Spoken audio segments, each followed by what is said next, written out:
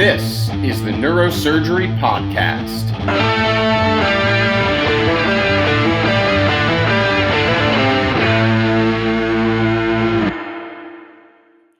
Welcome back to the Neurosurgery Podcast. Here we are in a new year, exploring some new territory on the show, which we talked about a little bit in our New Year's episode. That this year we want to branch out somewhat and talk about training in a technical sense for the non-surgeons out there. We talk so much about medical education, surgical training, residency on this show that I've just been more and more curious about what it is to learn a different skill, a different trade. And so today we are honored to be joined by Scott Thomas, an actual professional actor, a trained actor, who we were put in touch with, fortunately, through a friend of this show, David Fessler, who's been on before. And Scott's a friend of David. He put me in touch. He's trained at Juilliard. You can't do better than that if you want to talk about technical acting training. So, Scott, thank you so much for your time and coming on the show. Take a moment and say hello to everybody listening. Hello, everyone. It is a privilege and pleasure to be introduced as a professional actor. I'm going to send this episode to my parents to remind them, yeah, that's what I do. You made it. I made it. I did it. It's been declared in a medium, so it's accurate. That's how this works. But truly, it is such a privilege and pleasure to be here. I've been a fan of the podcast for a long time. Any friend of Richard David Fessler is a friend of mine, and it was such a pleasure to meet you in person a few weeks ago in Chicago. So I'm so happy that we can carry this through and do this. This is awesome, y'all. Great. So I think whenever we meet medical students or we meet people in neurosurgery, the first thing we ask is, so why do you want to be a neurosurgeon? So before we dive into the training you went through, let's just start with that. Why did you want to be an actor? When did you decide? Were you a little kid and you said, I'm going to be on the movies one day? Like, what was your path into this profession? Ironically enough, it was Robin Williams, which is to say that I grew up watching Robin's movies, Aladdin and Jumanji very specifically, and there was something about the joy with which he acted, these like chameleonic and yet completely not at all chameleonic nature of Robin Williams, where you were always aware it was him, and yet he was all these different people. He was an impression of Johnny Carson in the middle of Aladdin. He was Jack. He was Peter Pan. There was something about that intrinsically struck a chord with me, and I thought, I can do that, and I want to do that. The irony, of course, being that Robin went to Juilliard, and I wound up writing about this in my essay, that they made us write between the audition and the callback in about 5 hours and ask that same question, why do you want to do this? And so for me, it's always been Robin on some level. The older I get, the more resonant that is actually for me, not in the sense of hero worship, but in the sense that I think stories and how you tell stories is the reason to be an actor, and is ultimately the thing I was chasing when I was younger, when I thought, oh, I want to be Robin Williams. I was resonating with the stories he was telling and how he told them. And so that's the thing that continues to crystallize for me the older I get. It's all about story. So Scott, give us a little bit more on your background, because I'm not very sophisticated in your profession, right? Yeah. And so I, of course, just go to IMDb, right? I'm like, oh, okay, well, let's look this guy up. Tell the audience a little bit about because we got a lot of geeks, right? Tell us a little about your work, what you're proud of, so we can get to know you better. Absolutely. No, you went to IMDb, and depending on when you looked, you were like, okay, who is this 104 and 6,000th ranked on the star meter guy? My background is I grew up in the suburbs of Chicago with the previously mentioned David Fessler. Parents were lawyers, but both were former artists in a way. My mom was a ballet dancer, and my dad sang, so had a foundation to find my way into the arts. I went to Juilliard, and since then I've really been very fortunate to build the kind of career that, the best way I can describe this is, outside the office at Juilliard, like the administrative office, there was a billboard where they put a bunch of playbills. And if an actor from Juilliard had been in the playbill, they would highlight their name. And so you were meant to be inspired. You were meant to go look at that playbill and go, oh my God, he's done this, this, and this, and he's in that show right now. How cool is that? I'm very grateful and humbled that I have a resume that, for my money, looks like the ones that excited me when I was 22. So, for those who don't know me, I play one of the gang leaders in Red Dead Redemption 2, as well as a bounty that's apparently fun for people to collect. I actually have no memory of recording and doing the mocap for that, but I did it. Someone sent it to me a few weeks ago, so I guess that happened. I had a sort of an internet glow up with Patrick H. Willems, who is a now a YouTube critic, but first became famous for doing these very funny viral videos like "What if Wes Anderson directed the X-Men," in which I play Cyclops. What if Werner Herzog made Ant-Man? Ridiculous, excellent work. Very proud of that. I've been in The Creator, which came out in 2023. Most recently, I'm Gonna Marry You, Toby Maguire, which was described as one of the 5 best selling plays of 2024 and is sort of like a new Gen Z standard, which for me as a millennial is absolutely wild. Was not ready for that whatsoever. And then I've got some movies coming out this year. One called Love Dogs that I got to make with my fiance, um, completely by accident, by the way. I was just on set and someone quit, and I got a text from her that was like, "What are you doing right now?" And I said, "I'm drinking coffee." And she's like, "Cool, if you can learn a monologue in 10 minutes and you can be in the movie." And then I got to set and they were like, "You're playing a recovering drug addict." "Yeah, you look like that. That's fine. Come on in." I was like, "Oh, cool. Yeah, sure." That's what a compliment. Um, Yeah. but and I perform in a monthly improv show called Entirely from Memory. And I think what you may be picking up is that the training that I got really made it possible for me to be so many different types of actor, right? I've gotten to do video games, I've gotten to do movies, I do theater, I do improv. I'm very grateful that that's what my career looks like. I have my hands in a lot of different pies.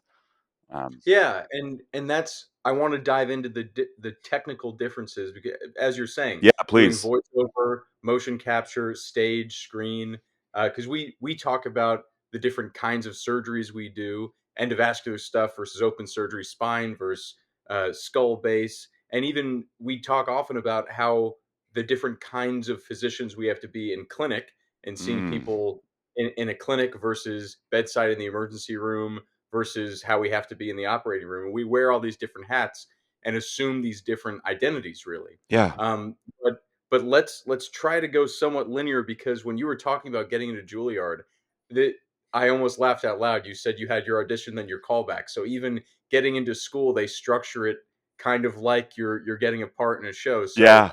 uh, when you apply, I assume you just apply like you apply for any school, or maybe do you have to send in like a video of yourself or something? Tell us about how you get into Juilliard to begin with, and then let's talk about what that schooling was like. Absolutely. So I know they do it a little differently now. I'm dating myself to say that I did this back in 2004.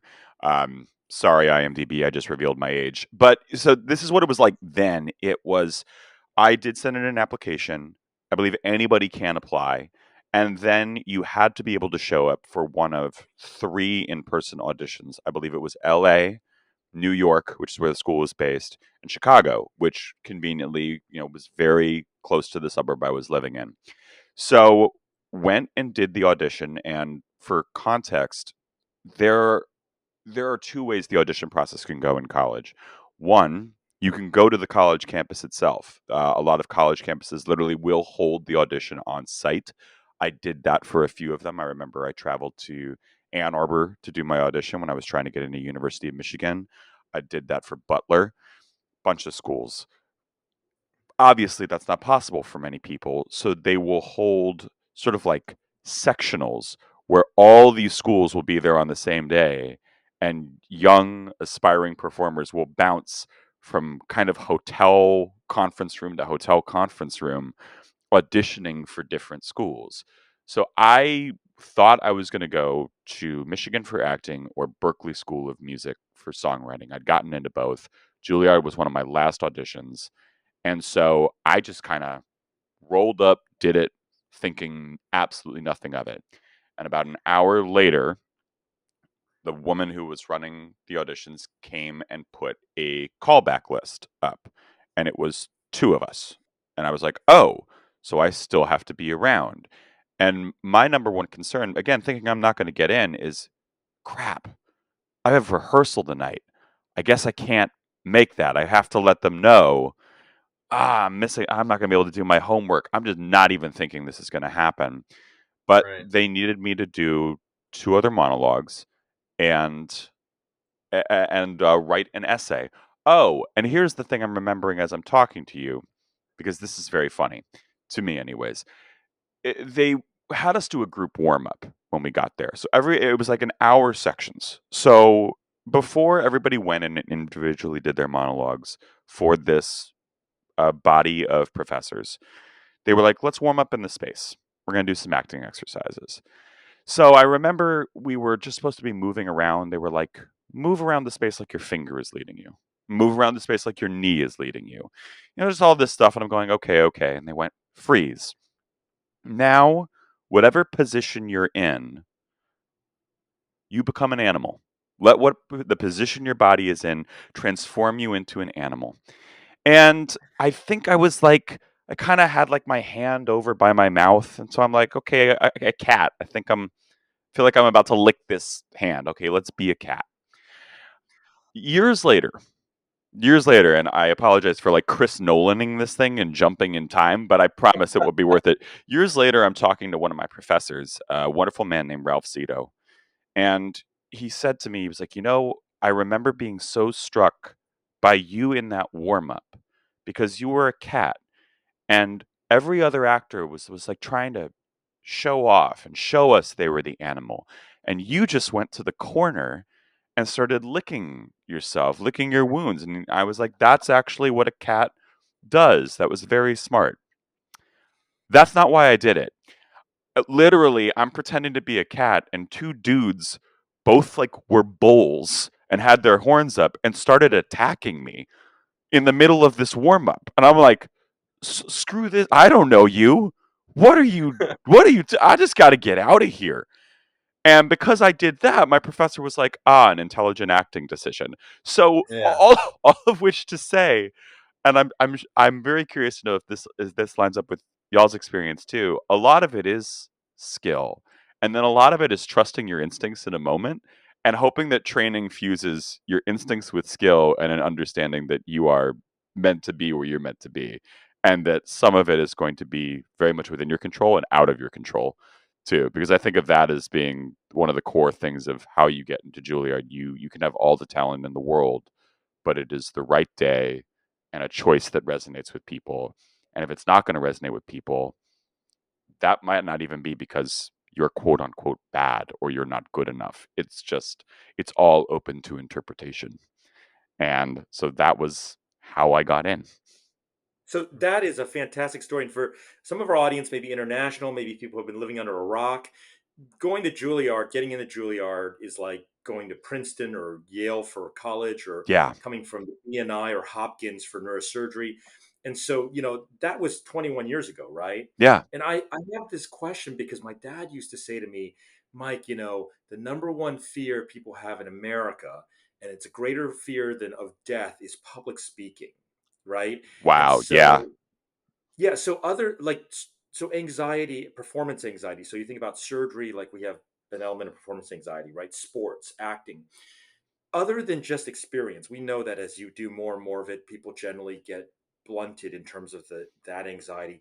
What do you guys do, or what do you specifically do to train for that? Because it's Mm. got to be crazy. You're being judged constantly, right? Yeah. It's my honest answer is the single greatest thing that I did was start doing improv, which is separate from acting and also very closely aligned. And the reason I say Oh, it's the best thing I did. Scott, Oh yeah, please explain what you mean by improv to some of our audience. They may not that is understand very exactly fair. what that is. That is very fair. So improv comedy, maybe you've heard of the Second City, Upright Citizens Brigade. I think Saturday Night Live is a good example. Saturday Night Live is a sketch show, but if you ever see people breaking or going off script, that would be considered improv. It's short for improvisation.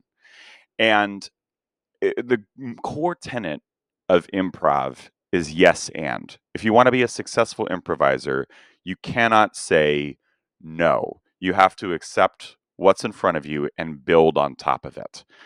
The reason I say that is the single best way to combat public speaking anxiety, performance anxiety, anxiety at all, is because it's an acceptance of what will happen and an acceptance that once you've started, it's already rolling down the hill. Like what will be will be. And you do enough improv shows and you realize that the thing you're scared of is screwing up. The thing you're scared of is how wrong it's going to go. And that if you don't have the script or you go off script, everything will fall apart, right? That it's like a precarious house of cards. And what you realize when you do improv is the audience is there with you. The people who are listening to you public speak are just as much a part of it as you are. You are not the only engine driving this moment that we're building together, whether it's a comedy show or whether it's a lecture. And I think understanding that to me is the way I have best combat any anxiety I had over a performance because ultimately I am putting my faith and trust in everybody else that's in the room and saying we're all in this together. So I'm not really responsible. I have to do my part. I absolutely have to deliver on the promise of whatever I'm doing, whether it's a solo show, which I've done before, or whether it's a big ensemble thing. But it is still also saying we have different responsibilities here, and so I'm not truly alone in this. And I think that to me has been the key.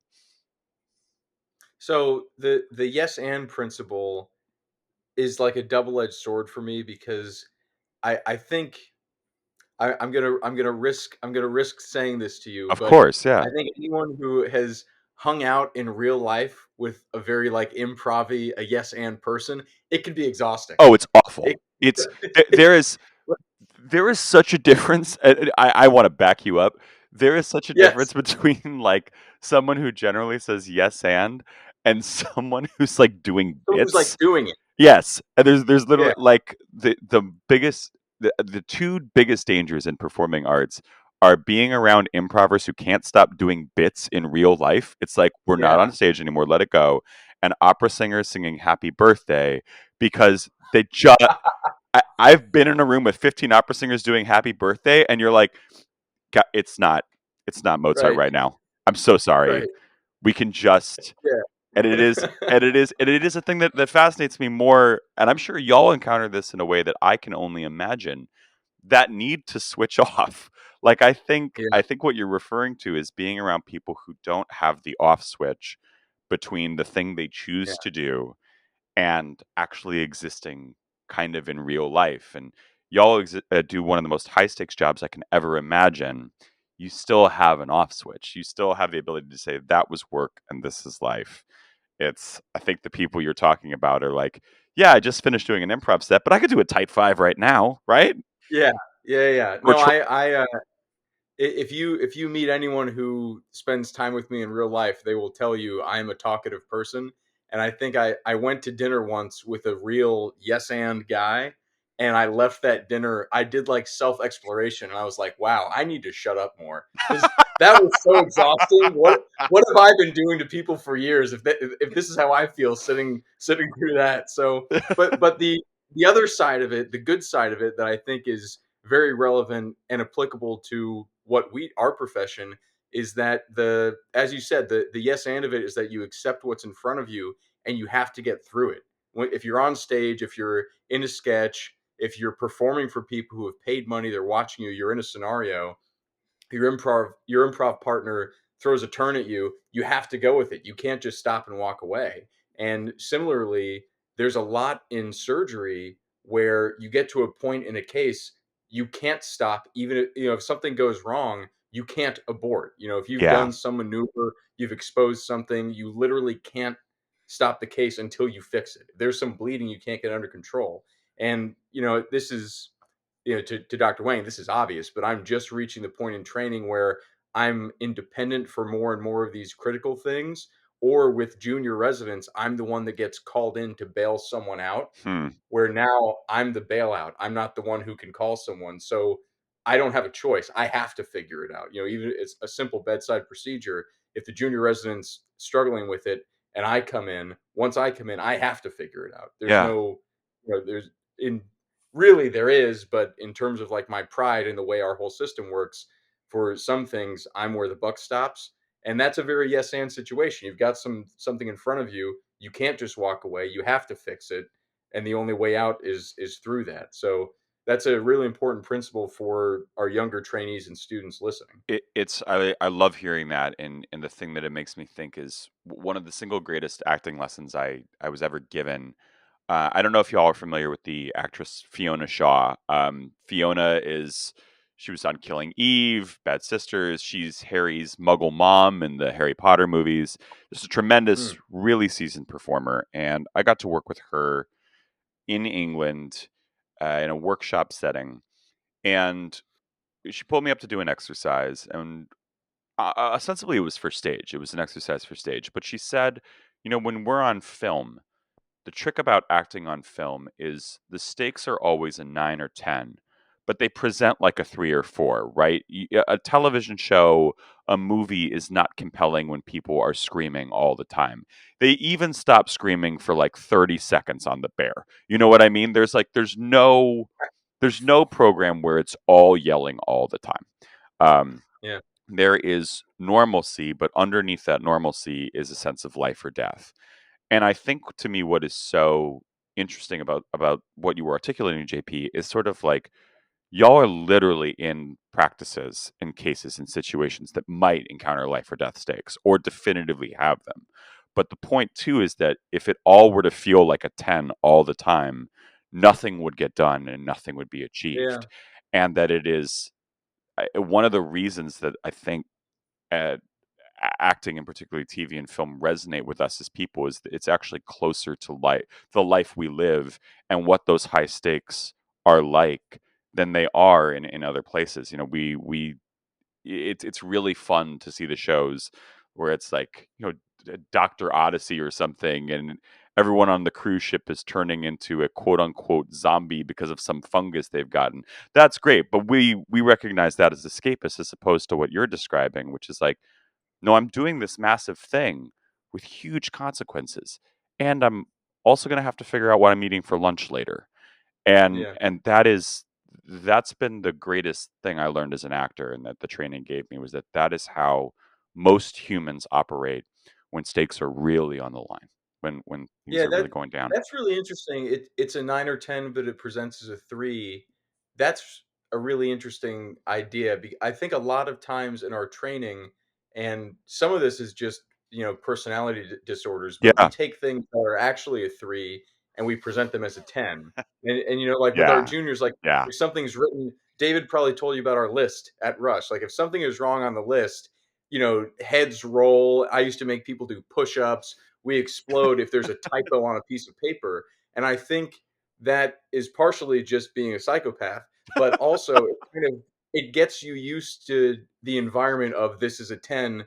So then later when something is actually a 10, maybe your heart rate doesn't get as high and you kind of can focus more and get through it. But while we have you, I really do want to get into some of these acting techniques yeah, or drills, the classes, because when you were talking before about pretending to be a cat and like, oh, move like your finger is leading you, now your knee, now freeze, now you're an animal. yeah. I'm sitting here, okay, that sounds silly, but it's so I'm curious. There's some part of that where I'm sure you're learning to use your body, Hmm. right? You're learning to control your body, your posture, and just going with the flow Yep. and thinking on your feet and things like that. But I'm curious if you could tell us some of the more common drills that every actor has gone through Yeah. and how those actually translate to when you're on the job using them versus, oh, this is just something you get through and maybe you tell yourself, well, it improved my posture. I don't know. 100%. So the best place to start is what they told us specifically at school is the history of acting training. There's been a lot of sort of like teachers that people subscribe to. And now I'm thinking Yeah. I should give this context, right? Because who knows if the audience is versed in Strasberg or Uta Hagen. No need to assume that. There are all these people who sort of had ideas about how to act, right? You've heard of method actors, right? People who lose themselves in a role. That was Stanislavski was like, you have to completely embody the person and almost forget who you are. Daniel Day-Lewis, infamous method actor, Jared Leto, right? There's a guy named Meisner whose whole technique was about repeating things back to one another so that you're actually learning to listen. So like you would, like JP, you would say to me something like, "It's raining outside," and I would have to go, "It's raining outside," and we It's would raining outside. exactly. And as we go back and forth, eventually, like conversation and stakes start to flow out. So I bring all that up to go. What they told us at Juilliard very specifically is like, do not subscribe to one idea. This is a toolkit. Some of these things are going to work for certain situations, some of them are going to work for others. You need to know when to use a screwdriver or a hammer as opposed to just trying to bring a hammer to everything. So I think the tool that is universal across the board is script analysis. The single best thing an actor can do is read the script and really try to look at what it says, not decide what it says. And one of my favorite ways to do that Hmm. is going through a script and looking for three things: what the character says about themselves, what the script says about the character, and what other characters say about the character. And you can make a list of those three things because you may come into a project thinking you know how a character is meant to be or what they're going to do. But in rehearsal or in your own prep, if you're doing a movie and you don't have time to rehearse, um, the script is sort of your guide. It's your signpost, and you can fight it all you want, but you won't be telling the story if you ignore those things. And then the layer I add that is the other important part of training that I think is universal no matter what you do is the idea of objectives and super objectives. And objectives is it's very simple. It's what you want, right? It's what you want in any given scene, or more largely in a play. A best example: Romeo and Juliet. Romeo desperately at the beginning of the play wants to be in love with Rosalind. He's heartbroken over Rosalind. He wants to get back with Rosalind.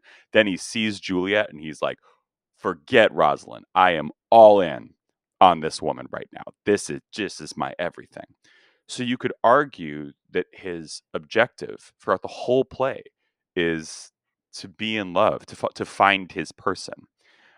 Super objectives are the thing that is sort of going over your wants, the umbrella under which all your wants fall.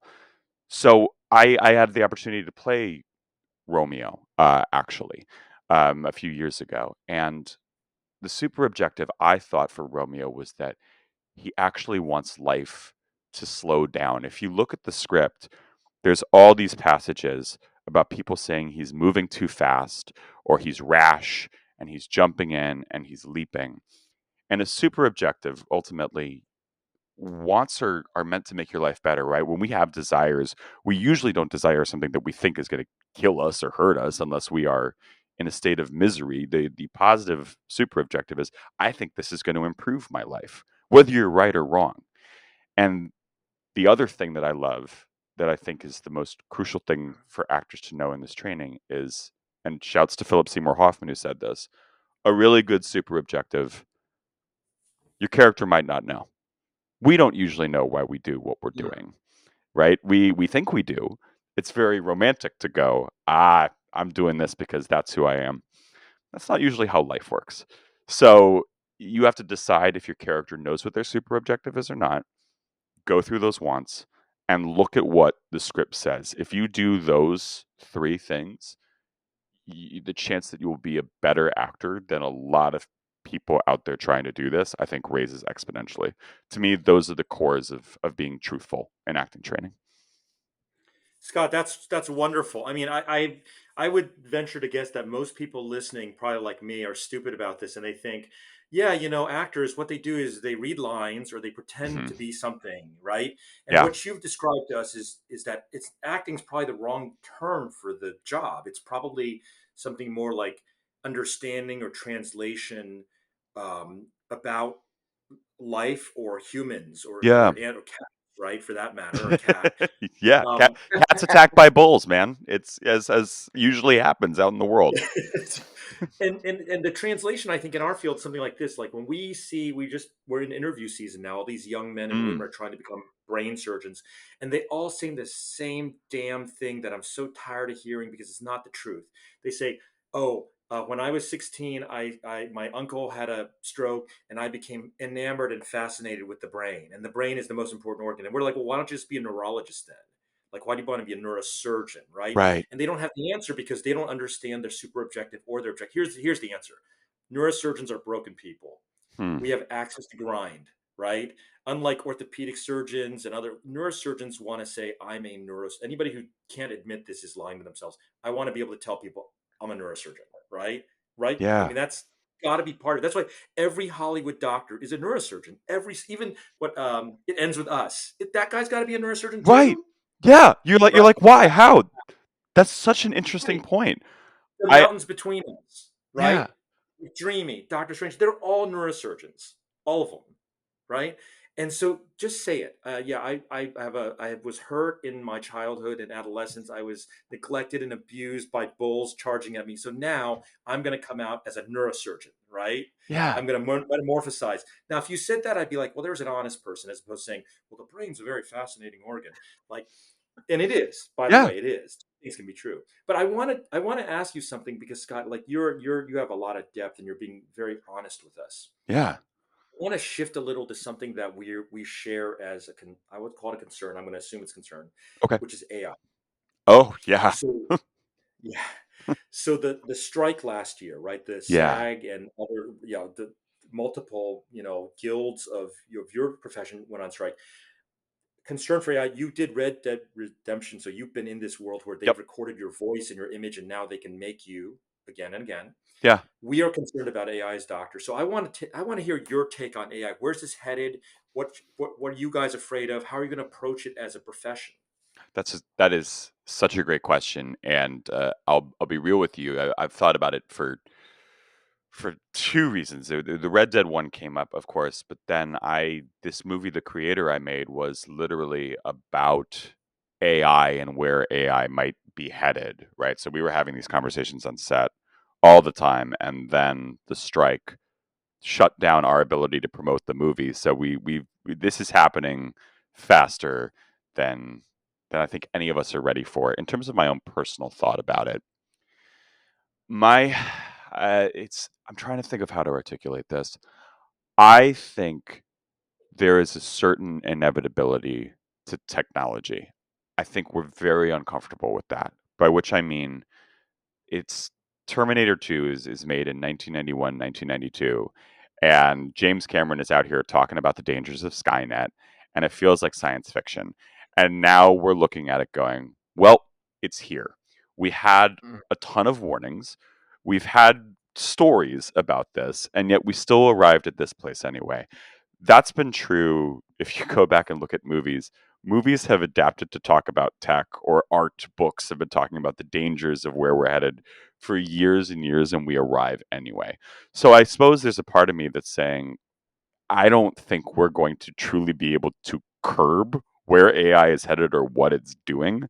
Within that, though, I'm not resigned. I think the best way to approach AI as a performer is to make sure that we have our protections in place, which I think our guild has done a decent job of, not an amazing job.